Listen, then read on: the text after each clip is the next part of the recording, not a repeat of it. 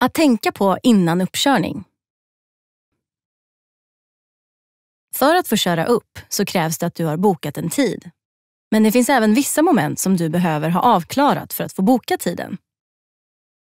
Ett giltigt körkortstillstånd. En godkänd synundersökning.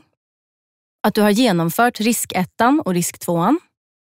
Att du har skrivit teoriprovet med godkänt resultat. Inför uppkörning. När du uppfyller alla krav för att få boka uppkörning och har fått en tid, så finns det vissa saker som du kan göra för att förbereda dig inför körprovet. Övningskör i området där du ska köra upp. Utgå från Trafikverket och bekanta dig med vägarna du kommer att köra på. Om det finns några svåra svängar eller dåligt skyltade vägar kan det vara bra att öva där för att slippa överraskningar under uppkörningen. Även fast du nyligen klarat teoriprovet kan det vara bra att förbereda sig med att gå igenom skyltarna inför uppkörningen. Mycket kommer att bedömas på att du kan läsa och följa skyltar, så se till att ha stenkoll. I vår app kan du öva med våra quiz.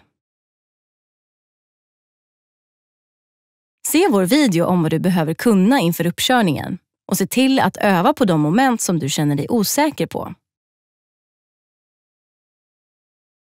Trafiko hjälper dig med varje steg till körkortet. Boka körlektioner, kurser och plugga teori direkt i mobilen. Ladda ner Trafiko-appen och spara 1000-lappar jämfört med en traditionell trafikskola. Om du vet vilken typ av bil du kommer att köra upp med så kan det vara bra att göra en full säkerhetskontroll för att du ska veta hur du går igenom de olika momenten och var spakarna sitter i just den bilen. Det kan vara till hjälp att boka en sista lektion med sin körskolelärare för att träna på en uppkörning. Då instruerar din körskolelärare dig som vid en uppkörning och du kan få feedback på vad som kan vara bra att tänka på. Det gäller speciellt för dig som bara har övningskört privat, men också för dig som tidigare övningskört via en körskola.